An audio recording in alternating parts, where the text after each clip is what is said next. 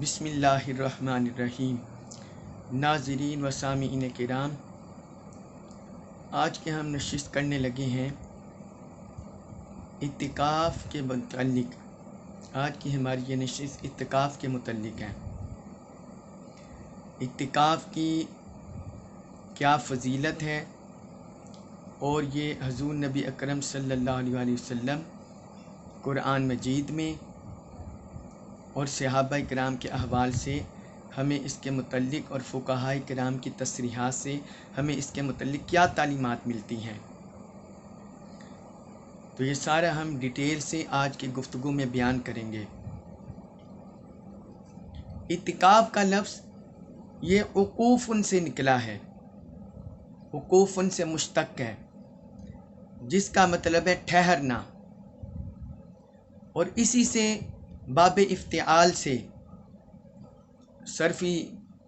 علم الصرف میں باب افتعال سے لفظ بنا ہے اعتکاف۔ اعتکاف کا مطلب ہے، امام راغب اصفہانی نے لکھا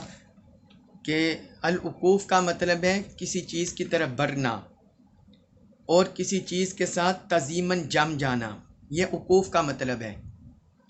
اور اعتکاف کا شرع میں مطلب ہے والاعتکاف فی الشرع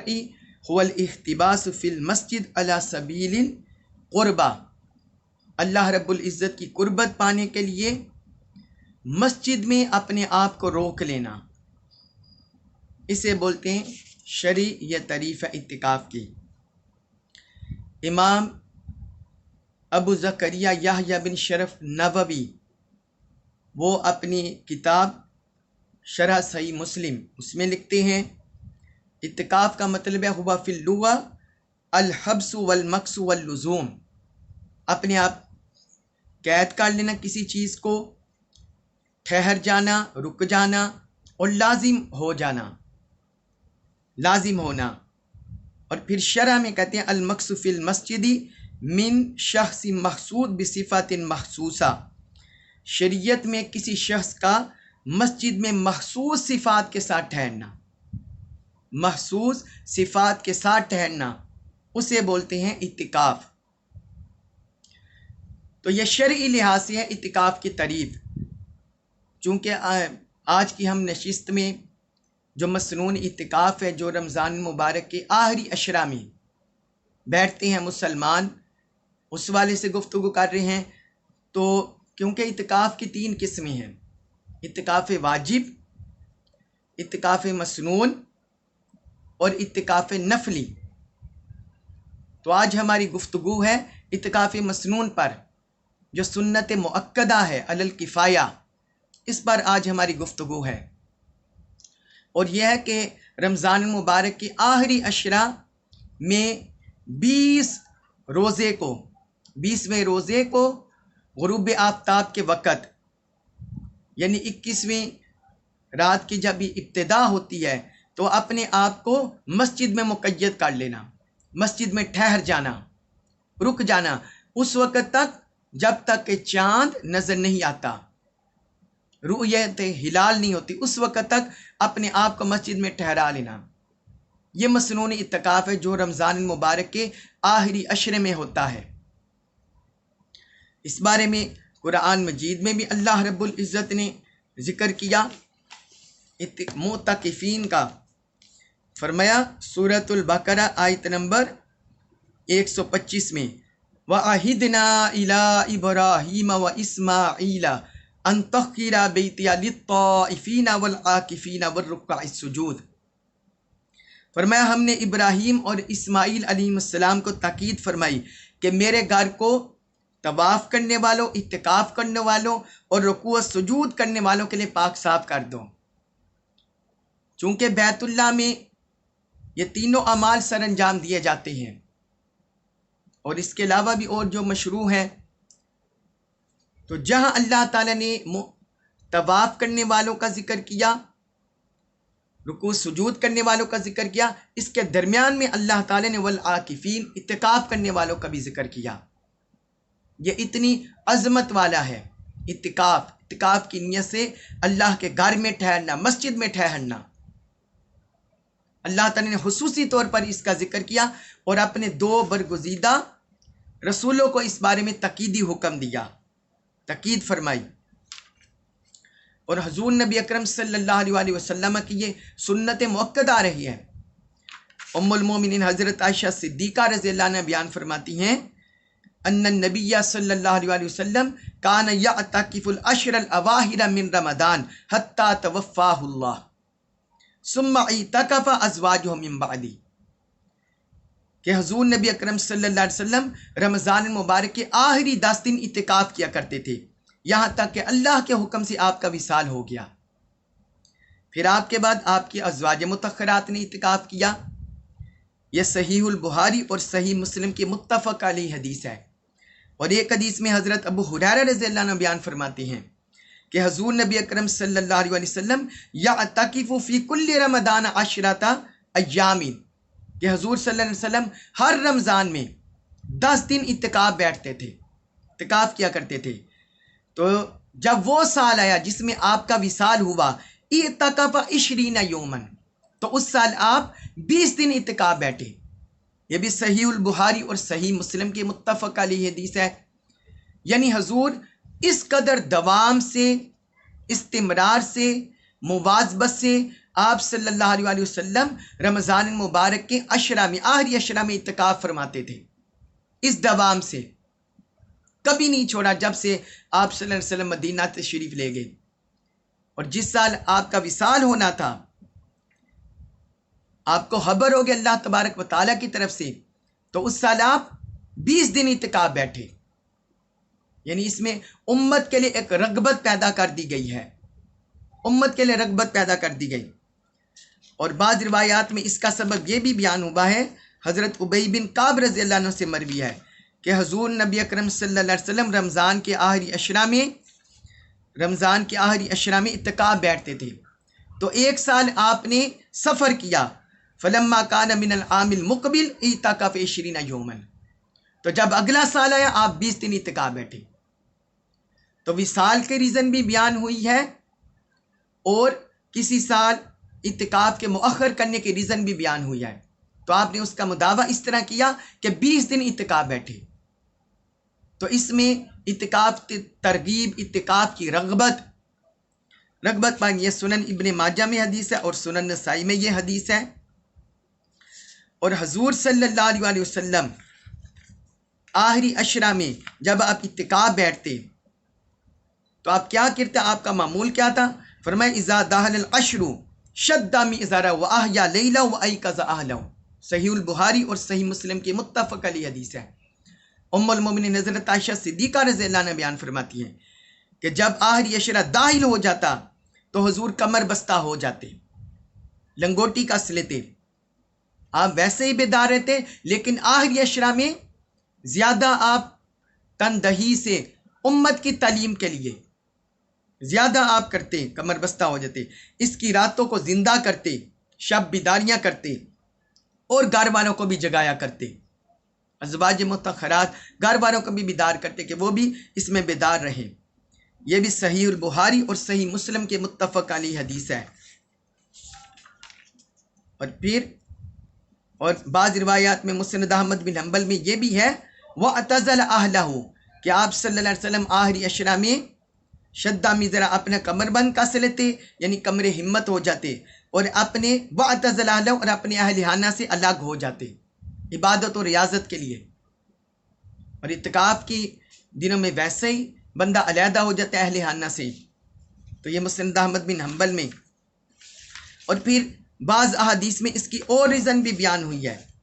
کہ حضور صلی اللہ علیہ وسلم رمضان کی آخری عشرہ میں کیوں اعتکاف بیٹھتے۔ اس میں آپ کا یہ بھی معمول مبارک تھا، اس لیے بھی بیٹھتے تاکہ اس آخری عشرہ میں آپ لیلۃ القدر ڈھونڈے، لیلۃ القدر ڈھونڈے، اور لیلۃ القدر کی عبادت، لیلۃ القدر میں عبادت بجا لا سکے اور امت کے لیے تعلیم رہنمائی فراہم کر دے۔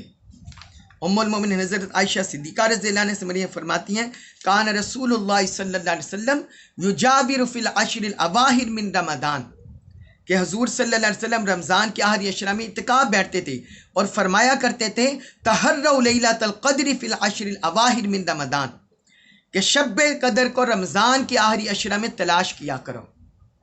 رمضان کے آخری اشرا میں تلاش کیا کرو۔ یہ صحیح البخاری میں حدیث ہے، حدیث نمبر 1916، اور سنن ترمذی میں بھی یہ حدیث ہے، اور صحیح مسلم کی ایک حدیث ہے۔ حضرت ابو سعید خدری رضی اللہ عنہ بیان کرتے ہیں حضور صلی اللہ علیہ وسلم نے پہلے اعتکاف کے دنوں میں آپ نے رمضان کے پہلی اشرے کا اعتکاف کیا، پہلے اشرے کا،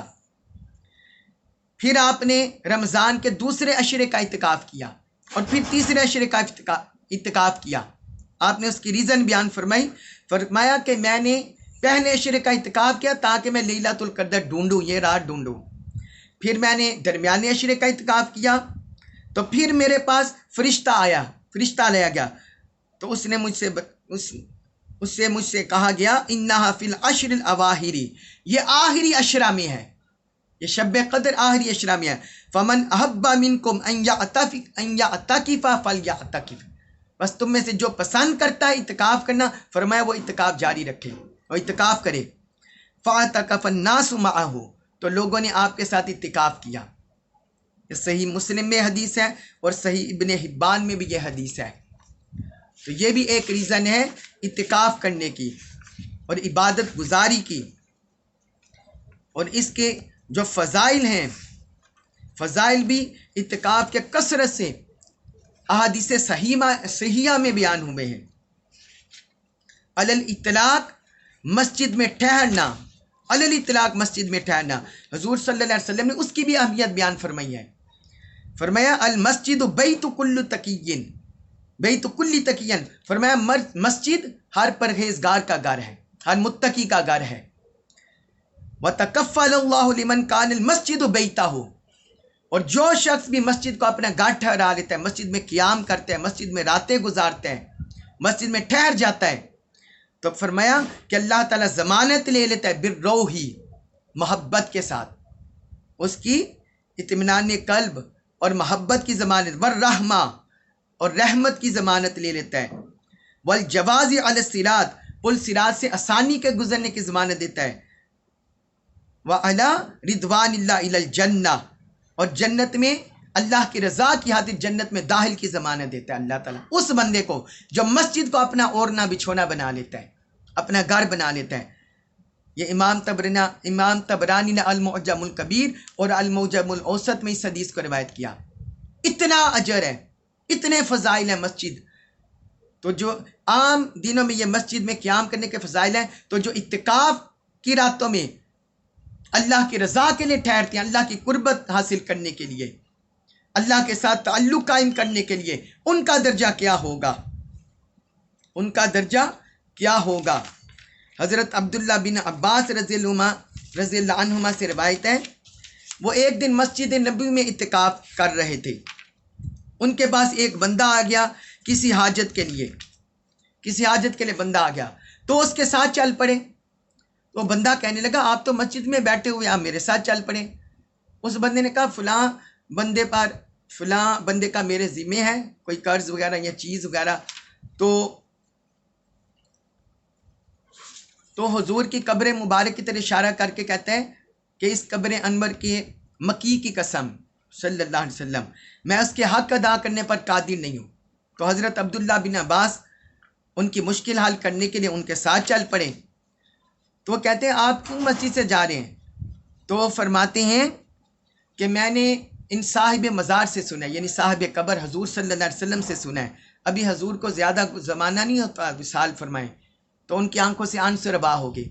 آقا کا ذکر مبارک کر کے۔ پھر فرمانے لگے کہ آقا صلی اللہ علیہ وسلم فرما رہے تھے من مشا فی حاجتی اہیہ وبلغ فیہا کان خیرا من اعتکاف عشر سنین، فرمایا جو شخص اپنے بھائی کی حاجت پوری کرنے کے لیے چل پڑا اور اپنے بھائی کی حاجت اور اس میں کوشش کرنے کے لیے چل پڑا تو فرمایا اس کے لیے 10 برس کے اعتکاف سے افضل ہے کہ اپنے بھائی کی مدد کرنا، ہیلپ کے لیے جانا۔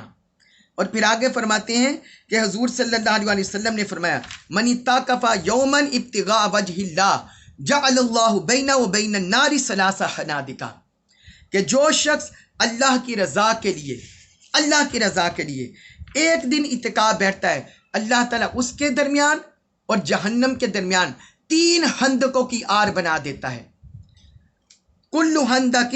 ابعد مما بین الحافقین، اور ان میں سے ہر خندق کا جو درمیانی فاصلے وہ مشرق سے مغرب کے درمیان کی چوڑائی ہے، اتنا یعنی ان کا فاصلہ ہے۔ امام طبرانی نے المعجم الاوسط میں اس حدیث کو روایت کیا، یہ صحیح اسناد کے ساتھ مروی یہ حدیث ہے، صحیح اسناد کے ساتھ یہ مروی حدیث ہے۔ اسی طرح حضرت عبداللہ بن عباس رضی اللہ عنہما سے یہ بھی حدیث مروی ہے کہ رسول اللہ صلی اللہ علیہ وسلم نے فرمایا معتکف کے بارے میں، فرمایا ہوا یعکف الذنوب، وہ گناہوں کو چھوڑتا ہے، وَيُجْرَى لَهُ مِنَ الْحَسَنَاتِ كَامِلِ الْحَسَنَاتِ كُلِّهَا، اور فرمایا اس کے لیے اتنی نیکیاں لکھی جاتی ہیں جو تمام نیک عمال کرنے والوں کے لیے لکھی جاتی ہے، تمام نیک عمال کرنے والوں کے لیے لکھی جاتی ہیں، اس کے لیے اتنی نیکیاں لکھی جاتی ہیں۔ یہ سنن ابن ماجہ میں حدیث ہے اور امام دارمی نے مسند الفردوس میں روایت کیا، یعنی جو باہر رہنے والے جتنے بھی حسنات کرتے ہیں، بیماروں کی مزاج پرسی، جنازوں پہ جانا، امر بالمعروف نہی عن المنکر کا فریضہ، کسی کی مدد کرنا، کسی غریب یتیم کو کھانا کھلانا، ان کی ہیلپ کرنا، جتنی بھی نیکیاں کرنے والوں کو کوئی اجر ملتا ہے تو وہ سارا ثواب معتکف کو بھی ملتا ہے، سارا ثواب معتکف کو ملتا ہے۔ اور حضرت علی بن حسین رضی اللہ عنہما امام زین العابدین، وہ اپنے والد حضرت امام حسین سے روایت کرتے ہیں کہ رسول اللہ صلی اللہ علیہ وسلم نے فرمایا کہ جو شخص رمضان المبارک میں 10 دن اعتکاف کرتا ہے، 10 دن اعتکاف کرتا ہے، تو فرمایا کانا کا حجتین و عمرتین، اس کا ثواب 2 حج اور 2 عمروں کے برابر ہے، 2 حج اور 2 عمروں کے برابر ہے۔ یہ امام طبرانی نے المعجم الکبیر میں اور امام بہقی نے شعب الایمان میں روایت کیا۔ اگرچہ سندن یہ ضعیف حدیث ہے، لیکن ضعیف حدیث فضائل میں مقبول ہوتی ہے، ائمہ حدیث نے اسے قبول کیا ہے، ائمہ حدیث نے اسے قبول کیا ہے۔ اب میں آپ کو بتاتا چلوں کہ اعتکاف کے بیٹھنے کی شرائط کیا ہیں۔ مسلمان ہونا، اعتکاف کی نیت کرنا، حدث اکبر یعنی جنابت سے اور حیض و نفاس سے پاک ہونا، جنابت سے اور حیض و نفاس سے پاک ہونا، مینسس سے، پیریڈ سے، ان سے پاک ہونا، عاقل ہونا، وہ بندہ عاقل ہو، اور پھر مسجد میں اعتکاف کرنا، مسجد میں اعتکاف کرنا، مسجد میں اعتکاف کرنا، مسجد میں اعتکاف کرنا۔ اس میں بھی حضور صلی اللہ علیہ وسلم کی حدیث مبارک ہے کہ جو اعتکاف ہے وہ مسجد میں ہی ہوتا ہے، اعتکاف ہے جو مسجد میں ہوتا ہے۔ جس طرح حضرت عائشہ صدیقہ رضی اللہ عنہ نے روایت کرتی ہیں کہ انہوں نے فرمایا انہ قالت السنہ، انہوں نے فرمایا سنت یہ ہے، یعنی یہ حضور کی سنت ہے، ولا اعتکاف الا فی مسجد جامع، کہ اعتکاف صرف جامع مسجد میں ہوتا ہے مردوں کے لیے، اور خواتین کے لیے بھی جامع مسجد میں ہوگا جہاں ان کی ضروریات پوری ہوتی ہوں گی، باپردہ ان کا اہتمام ہوگا، ورنہ وہ اپنے گھر میں ان کے لیے بہتر ہے جس جگہ نماز پڑھتی ہیں۔ اور اگر کوئی اجتماعی جگہ ہے جہاں دین سیکھنے سکھانے کا موقع میسر ہے اور ان کی حفاظت ہے، سیکورٹی ہے، تو وہاں بھی اعتکاف بیٹھ سکتی ہیں، وہاں بھی اعتکاف بیٹھ سکتی ہیں۔ تو مسجد میں اعتکاف کرنا، اور پھر اس میں روزہ رکھنا بھی شرط ہے، روزہ رکھنا بھی اس میں شرط ہے۔ اور کون کون سے امور مستحبات مسنون امور ہیں جو معتکف سر انجام دے گا اعتکاف کے دوران؟ قرآن مجید کی تلاوت کرنا، رمضان المبارک نزول قرآن کا مہینہ ہے، اور لیلۃ القدر جو آخری طاق راتوں میں ہے وہ بھی نزول قرآن کی رات ہے، انا انزلناہ فی لیلۃ القدر، تو قرآن مجید کی تلاوت کرنا، درود شریف پڑھتے رہنا، حضور نبی اکرم صلی اللہ علیہ وسلم پر درود شریف پڑھنا، درس و تدریس کرنا، فہم دین حاصل کرنا، دین کے معاملات سیکھنا، فقہی مسائل، اعتقادی مسائل، اخلاقی مسائل، روحانی مسائل، ان کو سیکھنا، اخلاقیات کو سیکھنا، پھر بعض و نصیحت کرنا، قیام اللیل کرنا، سارے رمضان کی راتوں میں قیام اللیل ہوتا ہے تو آخری 10 راتوں میں زیادہ قیام اللیل کرنا، جس طرح ہم حضور کی سنت بھی بیان کر چکے ہیں کہ آپ صلی اللہ علیہ وسلم کمر بستہ ہو جاتے، خود بھی بیدار رہتے، اپنے اہل و عیال کو بھی بیدار فرماتے۔ تو قیام کرنا، ذکر اذکار کرنا، ذکر اذکار کرنا، اور پھر اور بھی بعض مستحبات امور ہیں کہ غسل کرنا جائز ہے اعتکاف کے دوران۔ حضرت عائشہ صدیقہ رضی اللہ عنہا روایت ہیں کہ حضور صلی اللہ علیہ وسلم حالت اعتکاف میں اپنا سر مبارک میری طرف نکال دیتے تو میں حالت حیض کی حالت میں آپ کا سر اقدس دھو دیتی۔ یہ صحیح البخاری میں حدیث ہے۔ اسی طرح خرید و فروخت بھی کی جا سکتی ہے، لیکن سامان مسجد سے باہر ہو، صرف ایجاب و قبول کی حد تک کی جاتی ہے، خرید و فروخت بھی ہو سکتی ہے۔ اور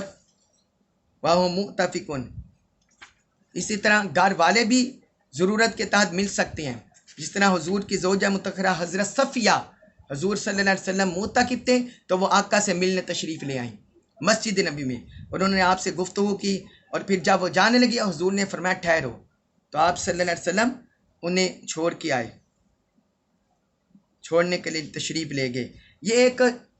ضرورت کے تحت آپ صلی اللہ علیہ وسلم نے امت کے لیے ایک نمونہ فراہم کر دیا کہ ضرورت ہو، شرعی حاجت ہو یا اس طرح کوئی ضرورت ہو تو پھر جا سکتے ہیں۔ یہ صحیح البخاری میں حدیث ہے، حدیث نمبر 1933۔ اسی طرح امام کسانی نے بدائع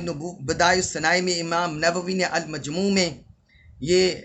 درج کیے ہیں کہ خرید و فروخت کرنا معتکف کے لیے، نکاح کرنا، اسباق کی مراجعت کرنا، لباس وغیرہ بدلنا، خوشبو لگانا، تیل لگانا، کھانا پینا اور ایسی گفتگو کرنا جس میں کوئی گناہ نہ ہو، اس میں کوئی حرج نہیں ہے، اس میں کوئی حرج نہیں ہے۔ اور پھر ایسے امور، ہاں بلا وجہ معتکف خاموش نہ رہے، اچھی باتیں کریں، نیکی کی باتیں کریں، اور بلا وجہ خاموش نہ رہے۔ اور پھر اعتکاف کو توڑنے والے امور جن سے اعتکاف ٹوٹ جاتا ہے، بلا عذر مسجد سے باہر نکلنا، اور حالت اعتکاف میں مباشرت کرنا، اس کا تو قرآن میں بھی ذکر ہے، وَلَا تُبَاشِرُوهُنَّ وَأَنْتُمْ عَاكِفُونَ فِي الْمَسَاجِدِ۔ اللہ تبارک و تعالیٰ نے فرمایا جب تم مساجد میں متعاکف ہو تو اپنی خواتین سے مباشرت نہ کرو۔ تو حالت اعتکاف میں مباشرت کرنا، اس طرح عورت حالت اعتکاف میں ہو تو حیض و نفاس کا جاری ہو جانا، اس سے بھی اعتکاف ٹوٹ جاتا ہے۔ کسی عذر کے باعث اعتکاف گاہ سے باہر نکل کر ضرورت سے زائد ٹھہرنا، ایک تو بلا عذر ہے مسجد سے نکلنا، وہ اعتکاف ٹوٹ جائے گا، لیکن اگر عذر کے باعث بھی نکلے تو بلا ضرورت باہر نہیں ٹھہرنا، اگر بلا ضرورت ٹھہرا تب بھی اعتکاف ٹوٹ جائے گا۔ تو ان سب صورتوں میں اعتکاف ٹوٹ جاتے ہیں۔ مکروہات اعتکاف، وہ بالکل خاموشی اختیار کرنا، نہ ذکر اذکار کرنا، نہ درود شریف پڑھنا، نہ نیکی کی باتیں کرنا، نہ قرآن جی سنانا، بالکل خاموش رہنا، عبادت سے غافل رہنا، یہ مکروہ تحریمی ہے۔ اور اگر بری باتوں سے خاموش رہا تو یہ اعلیٰ درجے کی چیز ہے۔ اسی طرح مال و اسباب مسجد میں لے کر آنا، تجارت کی غرض سے بیچنا خریدنا، یہ بھی مکروہ ہے۔ لڑائی جھگڑا یا بےہودہ باتیں کرنا، یہ بھی مکروہ ہے۔ اور ہاں، ام المومنین حضرت عائشہ صدیقہ رضی اللہ عنہ سے مروی حدیث ہے، وہ فرماتی ہیں کہ یہ حضور صلی اللہ علیہ وسلم کی سنت ہے معتکف پر کہ نہ وہ مریض کی عیادت کرے، نہ وہ جنازے میں جائے۔ ہاں، اس میں یہ فقہاء نے بیان کیا ہے کہ اگر اس نے یہ نیت کر لی ہو اعتکاف بیٹھتے وقت کہ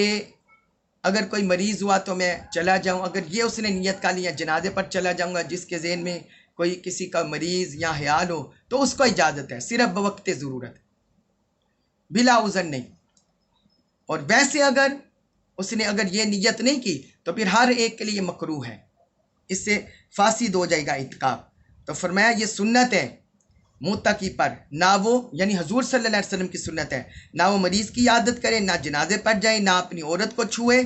اور نہ اس سے مباشرت کرے، ولا یخرج لحاجۃ الا لما لا بد منہ، اور بغیر کسی ضروری حاجت کے باہر بھی نہ نکلے۔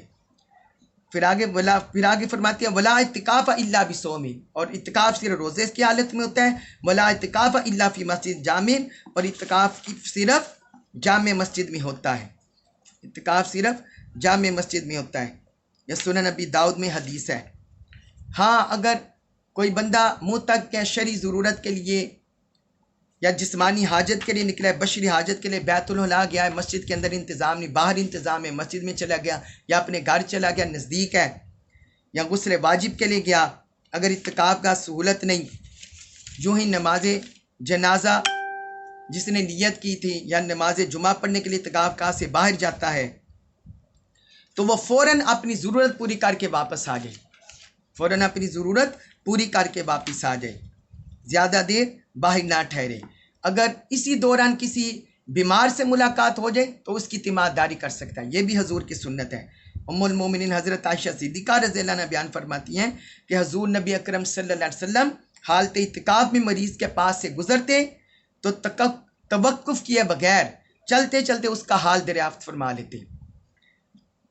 حضرت عائشہ صدیقہ رضی اللہ عنہا بیان فرماتی ہیں کہ حضور نبی اکرم صلی اللہ علیہ وسلم بحالت اعتکاف مریض کی عادت کر لیا کرتے تھے۔ یہ سنن ابی داؤد میں حدیث ہے، حدیث نمبر 2472۔ تو یہ سارے، اور پھر بعض ایسی صورتیں جن میں معتکف کو خود اعتکاف توڑنا جائز ہے، اعتکاف سے باہر نکلنا جائز ہے۔ مثلا اعتکاف کے دوران کوئی ایسی بیماری لاحق ہو گئی، جس طرح آج کل کرونا وائرس کی وبا پھیلی ہوئی ہے یا کوئی اور وبا، اگر کوئی ایسی بیماری لاحق ہو گئی کہ باہر جائے بغیر ممکن نہیں، تو اس صورت میں اعتکاف توڑنا جائز ہے۔ یا والدین، بہن، بھائی، بیوی، بچے، ان میں سے کسی کو شدید مرض لاحق ہو جائے یا کسی کا ایکسیڈنٹ ہو جائے اور گھر میں کوئی تیمارداری کرنے والا نہ ہو دوسرا، تو اس صورت میں بھی اعتکاف توڑنا جائز ہے۔ پھر جنازہ میں جانا، والدین یا کوئی ایک فوت ہو گیا، بہن بھائی فوت، تو کوئی عزیز و اقارب میں سے کوئی فوت ہو گیا کہ اس نے تجہیز و تکفین کرنی ہے، اس کے ذمہ ہے، تو اس صورت میں بھی اعتکاف توڑنا جائز ہے۔ اور اگر کوئی معتکف کو کوئی زبردستی مسجد سے باہر نکال دے یا حکومت اعتکاف میں گرفتار کر لے تو اعتکاف ٹوٹ جائے گا، مگر اس صورت میں معتکف پر اعتکاف توڑنے کا گناہ نہیں ہوگا۔ تو ان صورتوں میں جس کا بھی اعتکاف ٹوٹے گا وہ اس کی قضا کرے گا،